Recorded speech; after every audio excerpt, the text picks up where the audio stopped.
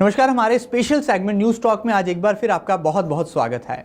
देश में एक सवाल बड़ा लाजमी सा है जो कि केंद्र में मोदी सरकार के आने के बाद से जनता के जहन में है। उन तमाम सवालों के जवाब लेंगे और बात करेंगे भारतीय जनता पार्टी के राष्ट्रीय महासचिव और उड़ीसा के प्रभारी श्री अरुण सिंह साहब से। सिंह साहब, आपका बहुत बहुत स्वागत है इस खास सेगमेंट में। सबसे पहला सवाल जो कि जनता की तरफ से आता है और भारतीय जनता पार्टी के बड़े नेता जो हैं इस पर लगातार जवाब दे रहे हैं, क्या लगता है वाकई में देश में आखिर अच्छे दिन कब आएंगे? आपका क्या आकलन है? देखिए, देश में अच्छे दिन तो आ रहे हैं और आज़ादी के इतने साल बाद जी बहुत सारे गड्ढे भरे हुए थे। जी फाउंडेशन को मजबूत करना, फिर उसके बाद विकास की गति को आगे बढ़ाना। जी हर सेक्टर में कुछ न कुछ काम हो रहा है। जी जैसे आप देखिए, किसानों के लिए पहले किसानों के लिए शुरुआत हुई सॉइल हेल्थ कार्ड की। जी किसान फसल बीमा योजना। उसी प्रकार से अगर देखें तो गरीबों के लिए आप सोच सकते हैं कि इस देश में गरीबों का अकाउंट नहीं था। आज 22 करोड़ लोगों का गरीबों का बैंक में अकाउंट खुला है मोदी सरकार के समय। जी ऐसा स्थिति थी कि अगर किसी का एक्सीडेंट हो जाता था तो उसके लिए कफन के लिए, कपड़े के लिए लोग पैसा लोगों से मांगना पड़ता था और फिर भी लोग मतलब उसके लिए दे देते थे, लेकिन आगे उस पर गरीब परिवार का जीवन कैसे चलेगा उसके ऊपर उसके लिए कोई व्यवस्था नहीं थी। मोदी सरकार ने 12 रुपए में, केवल 12 रुपए साल का दे करके 2 लाख रुपए का बीमा करा दिया। जी और कई लोगों का इसका मिल भी रहा परिवार को। और 12 रुपए में 2 लाख का बीमा, उस कम से कम गरीब परिवार को दुर्घटना होनी नहीं चाहिए, लेकिन होती है तो उसको तुरंत उसका लाभ मिले। जी 9 करोड़ लोगों का ऐसा अकाउंट खुला। देखिए, हमारा सरकार में काम करने का आधार एक ही है कि गरीबों के जितना हित की हो वो अधिक से अधिक योजनाएं ले आए। गरीबों के रहन सहन के जीवन में उनमें उत्थान आना चाहिए। उसको सोशल सिक्योरिटी के नेट के माध्यम से भी होना चाहिए। उसकी आमदनी भी बढ़े और उसको कहीं न कहीं आत्मनिर्भरता के लिए आगे बढ़े।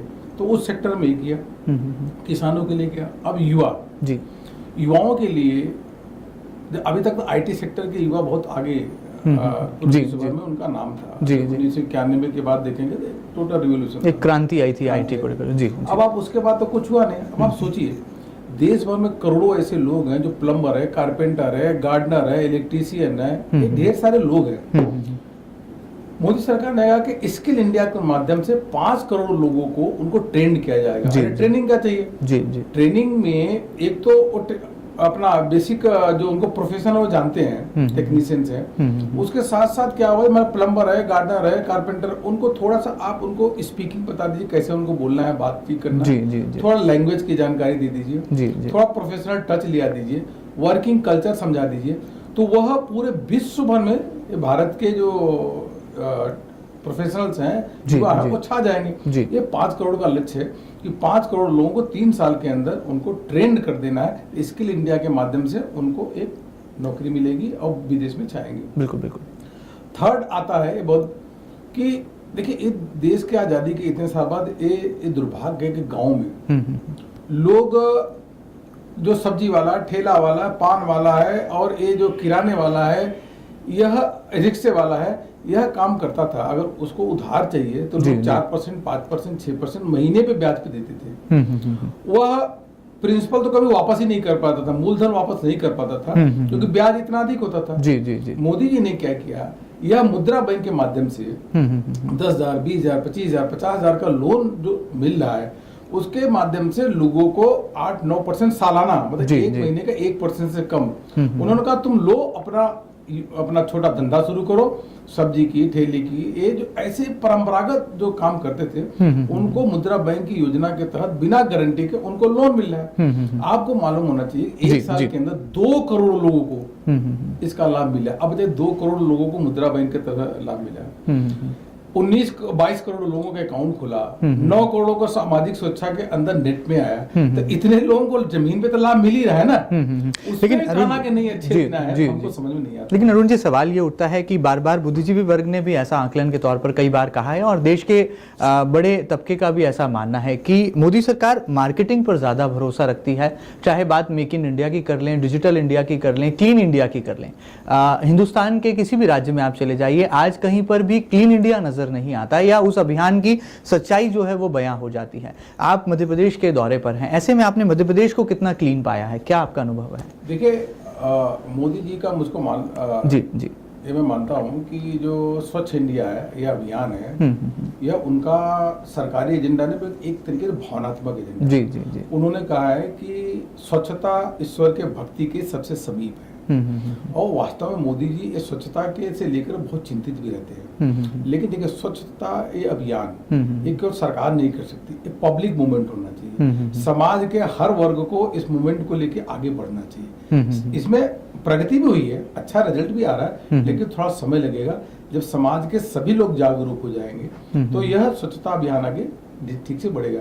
मुझे इस बात को बताते हुए खुशी है कि जिसमें छोटे छोटे बच्चों की इतनी अच्छी भागीदारी इसमें स्वच्छता अभियान में हो रही है। आप समझिए, कोई पॉलीथीन फेंकिए तो घर का अगर छोटा बच्चा है, चौथी पांचवी में पढ़ने वाला, वो तुरंत टोकता है कि नहीं यहाँ क्यों फेंक रहे हो। तो यह तो उपलब्धि है ना। बिल्कुल। अरुण जी, एक राजनीतिक बिना प्रचार प्रसार करे तो लोगों को पता नहीं चलता। इसे प्रचार प्रसार तो करना ही चाहिए। बिना प्रचार प्रसार किए तो यह जागरूकता बिना ले आए तो कोई भी अभियान सफल नहीं होता। एक राजनीतिक व्यंग्य भी जो है प्रधानमंत्री नरेंद्र मोदी जी के ऊपर किया गया कि जिस झाड़ू ने जो है राजधानी दिल्ली के विधानसभा चुनाव में भारतीय जनता पार्टी को हार का स्वाद चखाया, अब मोदी जी ने खुद ही उसी झाड़ू को अपने हाथों में थाम लिया। इस बात को कैसे देखते हैं आप, किस नजरिए से देखते हैं? मोदी जी एक गरीबी से उठे हुए व्यक्ति हैं। जी जी। उन्होंने गरीबी देखी, गरीबों को पीड़ा देखी। आप समझिए कि 60% बीमारी केवल गंदगी के कारण होती है।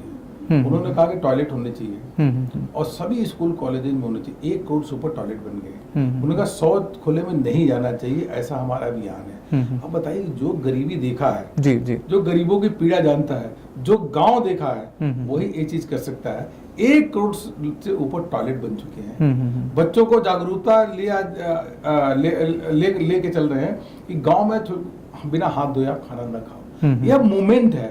इतने सालों में आज समझिए कि आपको लगता है असर होगा इसका आने वाले दिनों में? होगा। 70 सालों में जो हम देश पीछे रहा है वो अब असर हो भी रहा है, हो भी नहीं, असर अच्छी तरीके से हो रहा है। बिल्कुल बिल्कुल बिल्कुल। अरुण जी, राष्ट्रीय राजनीति में आपको थिंक टैंक वाले नेताओं की कैटेगरी में रखा जाता है। ऐसे में क्या लगता है, जब लोकसभा चुनाव की बारी आई थी तो कांग्रेस के युवराज जो कि राहुल गांधी, जिनका नाम बार बार कांग्रेस कार्यकर्ता अपनी जुबान पर लाते हैं, वो कांग्रेस के राष्ट्रीय उपाध्यक्ष भी हैं, उनके ऊपर कई तरह की टीका टिप्पणियां, कटाक्ष किए गए।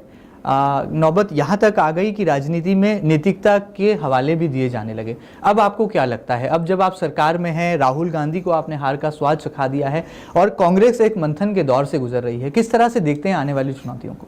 देखिए, चुनौतियां तो देश में जो कांग्रेस की द्वारा ही दी गई है, उस चुनौतियों को हम अच्छी तरीके से एक तरीके से कामयाबी हासिल कर रहे हैं। जी जी। जहाँ तक राहुल गांधी का सवाल है, तो मैं आपको इतने बताऊं कि आपका इस वीडियो है, उनके 10-15 भाषणों को आप ले लीजिए। उन्होंने क्या बोला जी, और हकीकत क्या थी। जैसे कॉलेज में गए तो स्टूडेंट से उन्होंने पूछा, अच्छा मोदी सरकार काम कर रही है? लोगों ने कहा हाँ। बाहर आके कहा कि सब बच्चे करते कि नहीं। जब आप असम जाते हैं तो वहाँ मंदिर में आप कहते हो, एक दिन बाद आपको याद आती है कि मंदिर में उसको घुसने नहीं दिया गया, वो सरेआम झूठ था। इस प्रकार से राहुल गांधी कितना झूठ का पुलिंदा अगर बोलते हैं, और साफ साफ दिखता भी है। इन सारे जो उनके वक्तव्य है, मेरा आपसे अनुरोध है, इनको आप जोड़ लीजिए और एक स्टोरी बना दीजिए, बहुत अच्छी एंटरटेनमेंट मूवी बनेगी। लेकिन अरुण जी, ऐसी की ऐसी स्टोरी प्रधानमंत्री मोदी जी के ऊपर भी बनी, वो भी सोशल मीडिया पर वायरल हुई।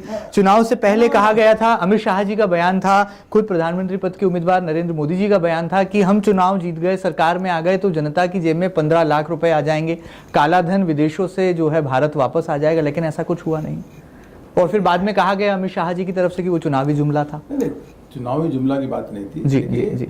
जब हम विपक्ष में होते हैं, सरकार उनके पास है, तो हमको कभी कभी असेसमेंट थोड़ी कमी बेसी हो सकती है। लेकिन यह कांग्रेस के समय के अंदर ही सारा का सारा विदेश का पैसा बाहर चला गया। विदेश में जो पैसे जमे थे वो डाइवर्ट हो गया, और कांग्रेस ने मतलब सुप्रीम कोर्ट के कहने के बाद भी एसआईटी नहीं बनाई। हमारी सरकार बनने में पहला कैबिनेट का निर्णय था एसआईटी बनाना, ठीक है, उसकी इंक्वायरी कराना। 500 से अधिक लोगों के नाम भी पब्लिश हो गए हैं, सबके खिलाफ केस भी चल रहा है। लेकिन एक कांग्रेस का ही समय था कि सुप्रीम कोर्ट के कहने के बावजूद भी कोई एक्शन न लिया, और विदेश में जो पैसा था वो कांग्रेस के गलत नीतियों के कारण वह पैसा विदेश वाला बाहर चला गया। मतलब आपको कहना है कि जो होना था वो हो गया, नहीं उनके समय ही चला गया पैसा। मतलब मोदी जी कुछ नहीं कर पाए, जितना पैसा नहीं उनके समय ही चला गया। जी जी। जब कांग्रेस के समय जब मौनी बाबा मनमोहन सिंह थे प्रधानमंत्री और सोनिया गांधी सत्ता चलाती थी, उनके समय ही पैसा डाइवर्ट हो गया। हाँ, जितना पैसा अभी हो है वो पैसा जरूर आएगा, ले भी आ रहे हैं, लेकिन जो अधिकतम पैसा था उनके समय ही चली गई। चलिए, आपने मौनी बाबा का जिक्र छेड़ा है। जैसे चुनाव से ठीक पहले चलें तो पूर्व प्रधानमंत्री मनमोहन सिंह को बार बार इस बात पर जो है पॉलिटिकल क्रिटिसिज्म झेलना पड़ा कि बड़े बड़े वक्तव्य जब देने की बारी आती थी तो प्रधानमंत्री जी मौन धारण कर लेते थे। ठीक वैसी ही स्थिति वर्तमान में देश के सामने है। प्रधानमंत्री नरेंद्र मोदी जी देश में बड़े बड़े जब घटनाक्रम होते हैं तो उनकी प्रतिक्रिया नहीं आ पाती है। आप क्या मानते हैं ऐसे बड़े घटनाक्रमों को लेकर? प्रधानमंत्री को हर घटना पे तुरंत वक्तव्य नहीं देना चाहिए, देना चाहिए, ये बड़ा विषय है। हर वक्तव्य पे, हर घटना पे प्रधानमंत्री को वक्तव्य दे। लेकिन महंगाई का मसला जनता से जुड़ा है, ऐसे मसले पर सामने नहीं आना है। पार्टी के नेता उनको देना चाहिए ना, ये बहुत बड़ी पार्टी है। जब उचित समय आता तो प्रधानमंत्री जी बोलते हैं, लेकिन विपक्ष कहता हर चीज को प्रधानमंत्री से बुलवाओ। प्रधानमंत्री जब बोलते हैं, मान लाल किला से जब प्रधानमंत्री बोलते हैं तो 70 देश एक साथ टीवी खोल के देखता है ना। जब विदेश में जाते हैं, मेडिसिन स्क्वायर जैसे अमेरिका में गए, जितने अंदर उतने बाहर। ऑस्ट्रेलिया में जाते हैं तो वहां देखिए अल्फेंसो एरिना के पार्क में कितने लोग सुनने आते हैं। जरूरत होता तो प्रधानमंत्री जी बोलते हैं, जहां जरूरत होता दबा के बोलते हैं, खूब बोलते हैं। और ये कांग्रेसी है, कभी कहती है कि नहीं बोलते, कभी कहती बोलते। कांग्रेस को खुद ही नहीं मालूम है कि इनको कहना क्या है। अच्छा, आप मानते हैं कि हमारे हिंदुस्तान देश में नरेंद्र मोदी जी का लोकप्रियता का ग्राफ गिर रहा है और विदेशों में बढ़ रहा है? बिहार चुनाव के नतीजे तो कुछ ऐसा ही इशारा करते हैं। देखिए, लोकप्रियता मोदी जी का बाहर भी बढ़ा है, हिंदुस्तान में भी बढ़ा है। और लोकप्रियता में अगर हम तो पूरा देश का भर का भ्रमण करते हैं, जी जी जी, मोदी जी की लोकप्रियता कहीं भी देश में चले जाओ, जहां नरेंद्र मोदी जी का नाम लो वहीं ताली बजना शुरू हो जाती है। लेकिन देश में क्या अगर किसी को ताली बजवाना हो अपने भाषण में तो मोदी जी, जैसे ही मोदी जी का नाम आएगा ताली ऑटोमेटिक बज जाएगी। लोकप्रियता उनकी यहाँ भी बढ़ी है और विदेशों में लोकप्रियता के कारण हमारी साख बढ़ी है। वो साख बढ़ने के कारण ही आज भारत में निवेश आ रहा है। 35% निवेश पिछले साल से इस साल बढ़ गया है, निवेश बढ़ा है। बाहर के बारे में सारे क्रेडिट रेटिंग एजेंसी अच्छा बोल रही हैं, इवन IMF अच्छा बोल रहा है, वर्ल्ड बैंक अच्छा बोला। जब विश्व भर के सारे थिंक टैंक भारत के बारे में अच्छा बोल रहे हैं, तो अगर कांग्रेस के लोग गूंगे बहरे हो जाए तो उसमें हम क्या कर सकते हैं? चलिए, क्या मानते हैं आप? राष्ट्रीय महासचिव है भारतीय जनता पार्टी के, आपने कहा कि एक बड़ा समुद्र है भारतीय जनता पार्टी। आने वाले दिनों में बहुत सारी चुनौतियां भी जो है भारतीय जनता पार्टी के सामने खड़ी हैं। हम बात करें, उत्तर प्रदेश में चुनाव है, पंजाब में चुनाव है, पश्चिम बंगाल में चुनाव है। इन तीनों चुनौतियों को आप किस नजरिए से देखते हैं और कौन सी वो चुनावी रणनीति भारतीय जनता पार्टी के पास है जो कि पंजाब में कमाल कर देगी, यूपी में अपना असर दिखाएगी और वेस्ट बंगाल में क्या कमाल करेगी? देखिए, हमारे पास कमाल करने वाली जो एक ही जादू की छड़ी है, जी जी, वो है विकास का एजेंडा। विकास के एजेंडे को ही हम लोग लेके आगे बढ़ते हैं, जी जी जी, और कार्यकर्ताओं की ताकत के आधार पर चुनाव लड़ते हैं। उत्तर प्रदेश में जिस प्रकार से कुशासन और जंगल राज चल रहा है, वहां आपको मालूम है 4 घंटे भी बिजली नहीं आती। सड़क में गड्ढे हैं, गड्ढे में सड़क है, पता नहीं चलता। बच्चों को शिक्षा भी नहीं मिल रही है, रोजगार तो मिल ही नहीं रहा है। लैपटॉप अखिलेश सरकार ने दे दिए, लेकिन लैपटॉप को भी चार्ज ही नहीं हो पाता, ये स्थिति है। भयंकर जंगल राज है और एंटी इनकमेंसी है। मायावती सरकार को लोग भूले नहीं है क्योंकि भ्रष्टाचार चरम सीमा पे थी, दलितों पे अत्याचार भी था। भारतीय जनता पार्टी एक विकल्प के रूप में है। हमारा डेवलपमेंट का एजेंडा ही वो लेके हम आगे बढ़ते हैं। कोई भी चुनाव हो, चाहे असम हो, चाहे वेस्ट बंगाल हो, चाहे केरल तमिलनाडु हो, चाहे उत्तर प्रदेश हो, चाहे पंजाब हो, only and only agenda development development development. विकास ही हमारा एजेंडा है और उस विकास के तहत गरीबों का, किसानों का, युवाओं का किस प्रकार से उत्थान हो, किस प्रकार से उनके अंदर खुशहाली है, यही हमारा मात्र एक एजेंडा है। लेकिन अरुण जी, आप खुद भी उत्तर प्रदेश से आते हैं, आपकी राजनीतिक पृष्ठभूमि भी जो है बड़ी विराट रही है। ऐसे में क्या मानते हैं, क्योंकि समाजवादी राजनीति उत्तर प्रदेश की तासीर में बसी है, उसको कोई भी राजनीतिक दल जो है उससे इनकार नहीं कर सकता। इस बात को कांग्रेस भी स्वीकार चुकी है कि भारतीय जनता पार्टी ऐसा नहीं है। देखिए, 80 सीटों में 73 सीटें तो भारतीय जनता पार्टी उत्तर प्रदेश में लोकसभा भी जीती है और बहुजन समाजवादी पार्टी एक भी सीट नहीं जीत पाई।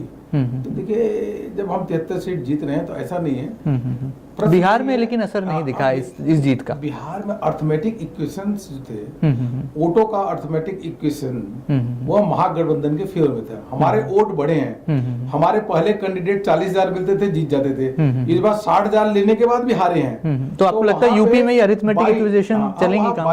एक तरीके बाई पोलर इलेक्शंस हो गया। उत्तर प्रदेश में ट्रायंगुलर कंटेस्ट होना है। कांग्रेस को तो हम समाप्ति पे छोड़ देते हैं, तो ट्रायंगुलर कंटेस्ट होना है। ट्रायंगुलर कंटेस्ट में भारतीय जनता पार्टी को 2/3 बहुमत से अधिक सीटें प्राप्त होंगी। उत्तर प्रदेश चुनाव आने वाले हैं, क्या राम मंदिर का मुद्दा फिर याद आएगा भारतीय जनता पार्टी के बड़े नेताओं को? देखिए राम मंदिर का मुद्दा तो भगवान राम को तो मैं भी जब सुबह उठता हूँ तो रोज याद करता हूँ, जय श्री राम जय श्री राम प्रतीक करता हूँ, तो राम जी को तो रोज ही याद करते हैं। जहाँ तक प्रश्न है कि ये राम मंदिर का जो मुद्दा जो है ये हमारे आस्था का प्रश्न है, आस्था का विषय है। हम सब चाहते हैं, करोड़ों हिंदुवासी चाहते हैं कि राम मंदिर का निर्माण होना चाहिए, राम मंदिर वहां बनना चाहिए, लेकिन हमारा पॉलिटिकल मुद्दा कभी न रहा है न रहेगा। आगे बढ़ते हैं। आने वाले दिनों में देश की सरकार बजट पेश करने जा रही है और पूरा देश जो है इस उम्मीद के साथ इस तरह की निगाहें लगाकर बैठा है कि अब की बार मोदी सरकार ऐसा योजनाओं का पिटारा खोलेगी जो वाकई में अच्छे दिनों का आभास भी कराएगा। आपकी क्या उम्मीदें हैं? सत्र बजट का बहुत निकट है, ऐसे में जनता को कौन कौन सी सौगातें मिलने का संकेत भारतीय जनता पार्टी के बड़े नेता आप देने जा रहे हैं? देखिए अंत्योदय हमारा लक्ष्य है और उसी को लेकर के भारतीय जनता पार्टी की सरकार आगे चलती है। जी जी। किस प्रकार से गरीबों का और किसानों का, नौजवानों का भला हो सके, उसको ही लेकर के आगे योजनाएं बनती है।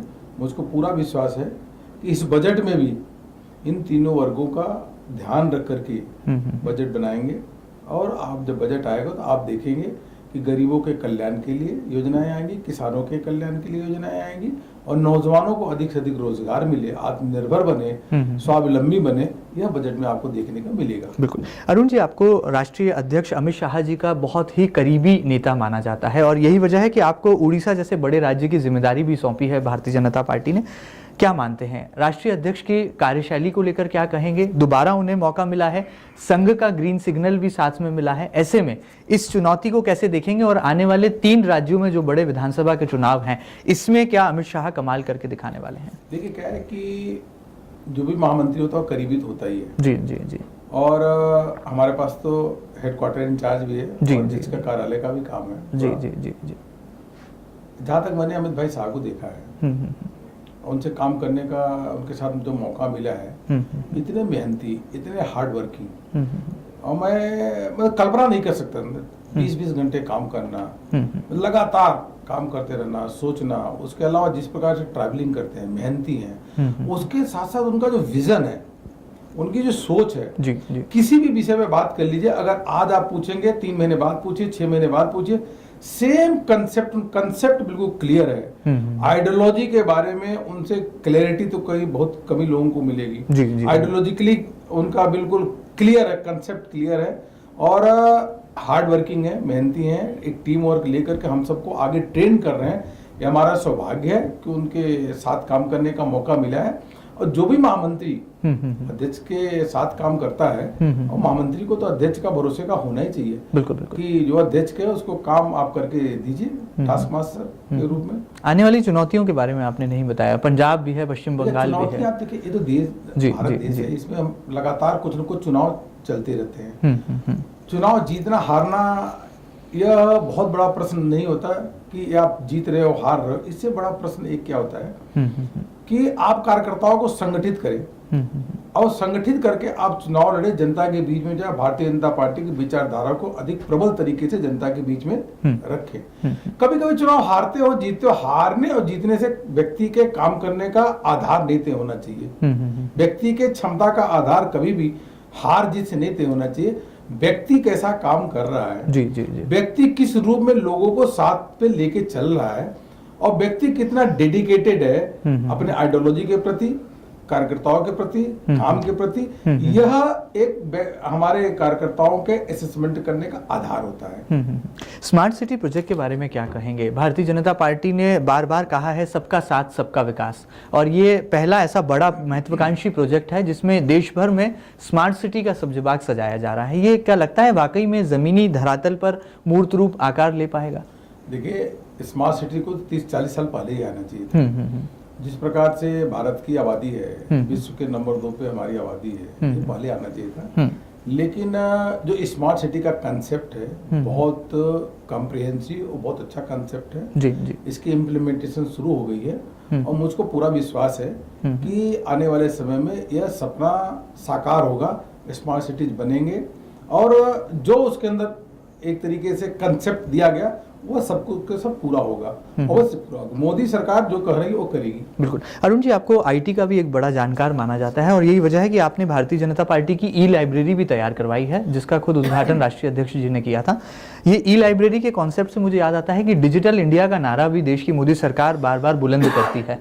डिजिटल इंडिया के मामले में क्या लगता है, आने वाली जो जनरेशन है, आने वाली जो पीढ़ी है हिंदुस्तान देश की, वो वाकई में इंटरनेट की तरंगों पर ही अपनी रफ्तार पकड़ेगी? देखिए, वास्तविकता को कभी भी झुठला करके आगे नहीं बढ़ना चाहिए। जी जी। वास्तविकता तो ये हो गई कि सभी के हाथ में मोबाइल है, सभी के हाथ में स्मार्टफोन है, इंटरनेट की सुविधा है।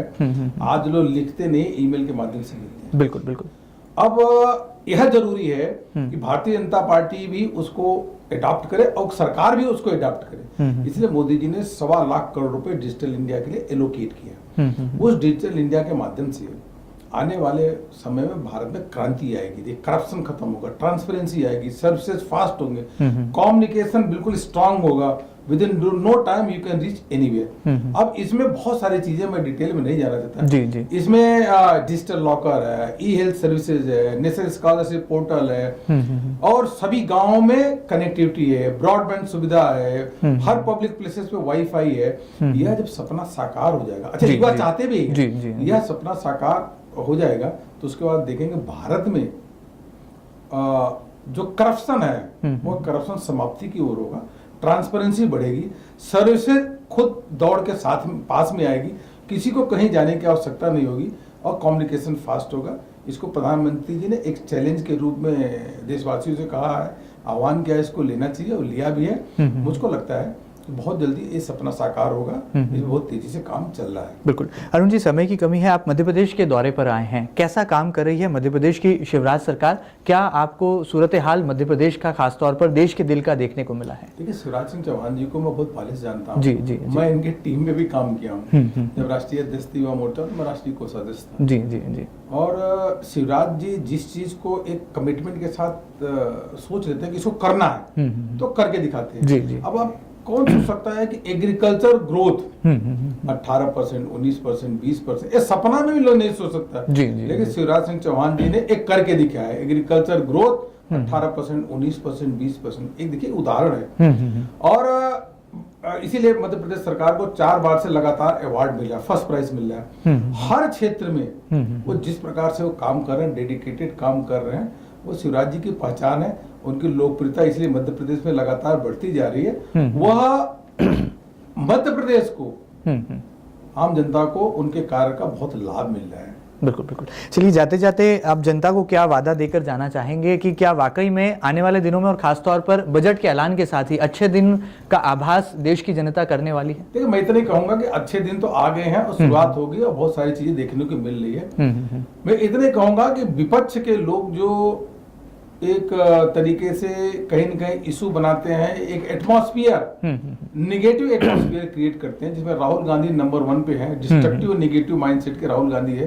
यह जो नेगेटिव एटमॉस्फेयर क्रिएट करते हैं उसमें अपने को नहीं आना चाहिए। अच्छे दिन आ गए, अच्छे दिन की शुरुआत भी हो गई, अच्छे काम दिख भी रहे हैं और सरकार के पोर्टल पे जाकर के लोगों से मिलजुल करके बात करना चाहिए, क्या क्या सुविधाएं शुरू हो गई है, क्या क्या गवर्नमेंट की योजनाएं नीचे तक इम्प्लीमेंटेड हो गई हैं। अभी तो हमें 2 साल भी नहीं हुआ और 10 साल में जो सरकार ने गड्ढा किया है उसको तो भरते भरते कुछ समय लगा था, लेकिन 5 सालों के अंदर बिल्कुल भारत की तस्वीर बिल्कुल बदल करके आपको अलग स्वरूप से दिखेगी। वह भारत जहाँ मेक इन इंडिया भी होगा, डिजिटल इंडिया भी होगा, स्किल इंडिया भी होगा, सभी लोग खुशहाल होंगे और विकास की गंगा यहाँ पे बहेगी। चलिए, उम्मीद करते हैं कि आपके इन सूझबूझ भरे जवाबों के साथ जनता को जरूर जो है एक बड़ा दिलासा यहाँ पर मिला होगा।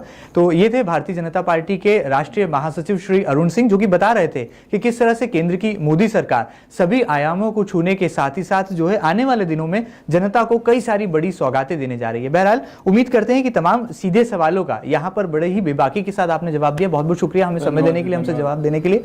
उम्मीद करते हैं कि ये न्यूज टॉक का खास सेगमेंट आपको पसंद आया होगा। अगली बार फिर मुलाकात करेंगे एक और जानी मानी शख्सियत के साथ। फिलहाल इजाजत दीजिए, नमस्कार।